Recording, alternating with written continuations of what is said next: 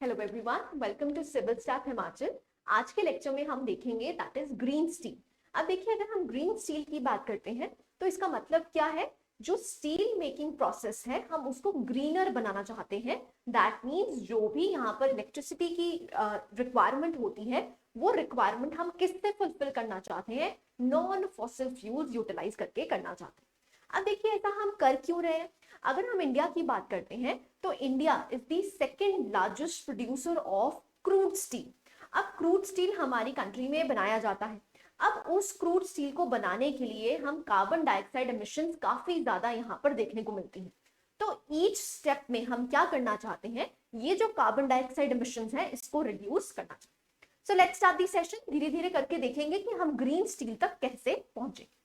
तो उससे जाने से पहले आप कुछ हमारे फ्री स्केड्यूल्स देख सकते हैं। डेली 10 MCQ 10.25, ऐसे ही मेंस करंट अफेयर्स आपके 2.25, डेली करंट अफेयर्स 10.25। राइट, तो लेट्स स्टार्ट दी सेशन। सबसे पहले स्टार्ट करते हैं, ये न्यूज में क्यों था। So recently the a clean green steel sector in eastern India can become essential for countries transition to green steel। अब देखिए, अगर हम यहाँ पर अपने ईस्टर्न इंडिया की बात करते हैं तो वहां पर आपको रिजर्व्स देखने को मिलेंगे, आयरन ओर्स देखने को मिलेंगे, जिसकी वजह से जो रॉ मटेरियल है वो कहाँ पर मिलता है, that is in the eastern India. तभी आपको जो आयरन एंड स्टील इंडस्ट्रीज है वो कहाँ पर देखने को मिलती है, that is in eastern India. तो हमारा मकसद क्या है कि ये जो स्टील मेकिंग प्रोसेस है हम इसको ग्रीनर बना पाए। Right, number one. Number two क्या है, to move towards green steel the petroleum and natural gas ministry which launched Pradhan Mantri Urja Ganga project in eastern India in 2019 to provide gas to all steel plants located in the area। अब यहाँ पर मकसद क्या था, अगर हम प्रधानमंत्री ऊर्जा गंगा प्रोजेक्ट की बात करते हैं जो कि स्पेसिफिकली डिजाइंड है ईस्टर्न इंडिया के लिए, जहां पर एम क्या है, ऑब्जेक्टिव क्या है, to provide gas to all the steel sector. अगर हम कन्वेंशनल स्टील की बात करते हैं, जो कन्वेंशनल स्टील है वो एक्चुअली में किस प्रोसेस से बनाया जाता है, that is open blast furnaces के थ्रू बनाया जाता है। अब ओपन ब्लास्ट फर्नेसेस में आपको देखने को मिलेगा कि काफी ज्यादा कार्बन डाइऑक्साइड एमिशंस होती हैं। तो हमारा मकसद क्या है, ये ओपन ब्लास्ट फर्नेसेस को हम ग्रीनर बना पाए। सो अगर हम बात करते हैं कि ग्रीन स्टील क्या होता है, so it is the manufacturing of steel without the use of fossil fuels। so fossil fuels utilize ना करके हम यहाँ पर non fossil fuels की बात करें, so this can be done by low carbon energy sources। so generally हम यहाँ पर हाइड्रोजन का यूटिलाइज करके या फिर कोल गैसिफिकेशन करके, और जो हमारी इलेक्ट्रिसिटी है उसको हम ट्रेडिशनल कार्बन इंटेंसिव मैन्युफैक्चरिंग से हम क्या बनाना चाहते हैं, एक ग्रीनर सोर्स बनाना चाहते हैं। राइट, सो यहाँ पर क्या होगा, ऑब्वियसली बात है, जो भी हमारे ग्रीन हाउस गैस एमिशंस हैं वो इवेंचुअली कम हो जाएंगे। जो लो कार्बन हाइड्रोजन है हम दो तरीकों से बना सकते हैं, ब्लू हाइड्रोजन और ग्रीन हाइड्रोजन यूटिलाइज करके। अगर आपको हमारे प्रीवियस लेक्चर्स पता हो तो हमने वहां पर टाइप्स ऑफ हाइड्रोजन किया था, जहां पर ग्रे हाइड्रोजन, ब्लू हाइड्रोजन और ग्रीन हाइड्रोजन के बारे में बात की गई। विल रिपीट इट है, डोंट वरी। सो यहाँ पर हम नेशनल हाइड्रोजन एनर्जी मिशन, जिसमें हम हमारा मकसद क्या है, to capitalize on hydrogen for a cleaner alternative fuel option. So यहाँ पर जो हम फ्यूल यूटिलाइज करते हैं, जनरली हम वो फ्यूल किससे बनाते हैं, that is from fossil fuels. अब हमारा मकसद क्या है, वो हम फ्यूल किससे बनाएं, हम रीन्यूएबल एनर्जी से बनाएं, नॉन फॉसिल फ्यूल से बनाएं। तो यहाँ पर हमारी कोशिश क्या है कि जो हम इलेक्ट्रिसिटी जनरेट कर रहे हैं वो भी ग्रीनर हो जाए। इसका मतलब क्या है, जनरली अगर हम इंडिया की बात करते हैं तो ज्यादातर हमारी इलेक्ट्रिसिटी किससे जनरेट होती है, कोल थर्मल पावर प्लांट से। तो एमिशंस आपको देखने को मिलेगी कार्बन डाइऑक्साइड की। अब हमारा मकसद क्या है कि यहाँ पर जो इलेक्ट्रिसिटी प्रोड्यूस की जा रही है वो प्रोडक्शन भी किससे हो, ग्रीन हो। इसका मतलब क्या है, यहाँ पर हम क्या यूटिलाइज करें, नॉन फॉसिल फ्यूल्स की यूटिलाइजेशन करें। सो अगर आप देख सकते हैं, अगर हम कन्वेंशनल तरीके की बात करते हैं तो स्टील मेकिंग का प्रोसेस क्या होता है। तो सबसे पहले आपको आयरन ओर कंसंट्रेशन देखने को मिलेगी। उसी आयरन ओर कंसंट्रेशन को हम किस में कन्वर्ट कर देते हैं, आयरन ओर पेलेट्स में, छोटे छोटे सिक्कों की तरह हम उसको कन्वर्ट कर देते हैं। जब हम यहाँ पर पेलेटाइजेशन की जाती है तो भी आपको कार्बन डाइऑक्साइड एमिशंस देखने को मिलेंगे। अब इसको पेलेट्स में कन्वर्ट करने के लिए हम क्या यूटिलाइज करते हैं, हम फॉसिल फ्यूल्स का यूटिलाइज करते हैं। तो हम हर स्टेप में ये जो फॉसिल फ्यूल्स की यूटिलाइजेशन है इसको घटाना चाहते हैं। तो यहाँ पर पैलेटाइजेशन के लिए हम क्या यूटिलाइज करना चाहते हैं, फॉसिल फ्यूल ना यूज करके हम क्या यूज करें, नॉन फॉसिल फ्यूल्स यूटिलाइज करें। ठीक है, नेक्स्ट क्या होता है, आयरन मेकिंग प्रोसेस आता है जहां पर आपको पल्वराइज्ड कोल और हॉट ब्लास्ट देखने को मिलता है। अगेन आप देखेंगे यहां पर एमिशंस किसकी होती हैं, that is carbon dioxide. Once ये हो जाता है उसके बाद इसको क्या किया जाता है, अगेन इसको पेलेट्स में कन्वर्ट कर दिया जाता है और आपकी स्टील मेकिंग प्रोसीजर कंप्लीट हो जाता है।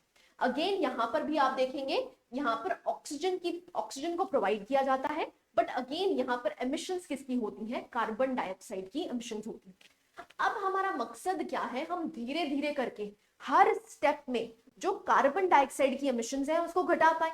तो यहाँ पर आप देखेंगे कि पैलेटाइजेशन के लिए हम सबसे पहले क्या यूटिलाइज कर रहे थे, फॉसिल फ्यूल्स का यूटिलाइजेशन कर रहे थे। अब हमारा मकसद क्या है कि हम यहाँ पर नॉन फॉसिल फ्यूल्स की यूटिलाइजेशन करें।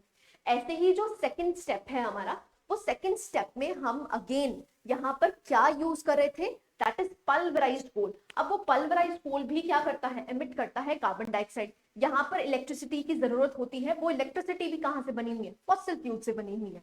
तो यहाँ पर हमारा मकसद क्या है, आप देख सकते हैं जो इलेक्ट्रिसिटी हम जनरेट करेंगे वो भी क्या करेंगे, नॉन फॉसिल फ्यूल से करेंगे। सो यहाँ पर आप हाइड्रोजन से इलेक्ट्रिसिटी जनरेट कर सकते हैं, which is much more cleaner than the fossil fuels. Done. So यहाँ पर अगेन आप देखेंगे यहाँ पर आपको स्पॉन्ज आयरन देखने को मिलता है, आपकी स्टील मेकिंग प्रोसीजर कंप्लीट हो जाए। लेकिन हर स्टेप में यहाँ पर आप देखेंगे कि जो कार्बन डाइऑक्साइड की इमिशंस हैं वो आपको रिड्यूस होती हुई दिखेंगी। सो इस प्रोसीजर को कहा जाता है दैट इज ग्रीन स्टील। और ये क्या है, ये हमारा ट्रेडिशनल मेथड है that is making of steel.